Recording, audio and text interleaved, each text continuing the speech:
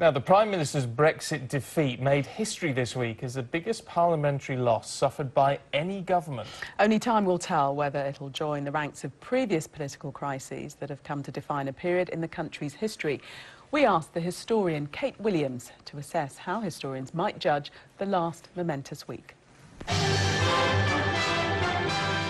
Britain can make it, a 1946 government message to a war-weary nation.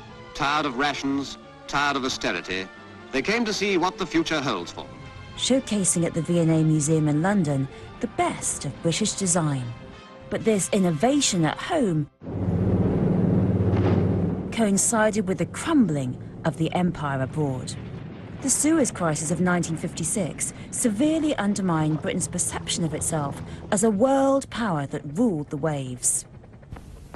When Britain joined the then EEC in 1973, memories of the imperial project were still fresh. The argument was the empire was dead and this should be the new alliance. But does Brexit represent another pivot?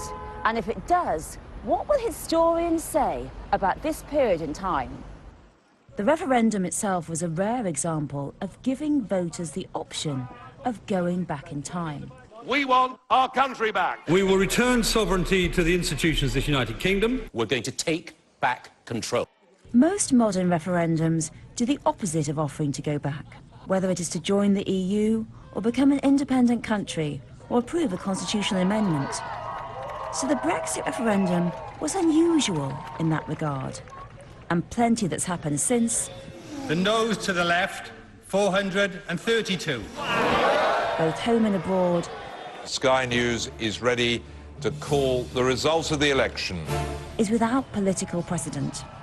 The elections of Donald Trump and Jair Bolsonaro in Brazil can be seen as examples of the anti-vote. And the Gilets Jaunes movement has grown from popular disquiet about a tax system seen as unfair in France. What will historians say about Brexit? That the campaign harnessed many different reasons for discontent, from poverty, lack of opportunity, fear of immigration, and a dislike of the pace of modern life. It was a protest vote against all of these things. And it relied on many versions of what the past was.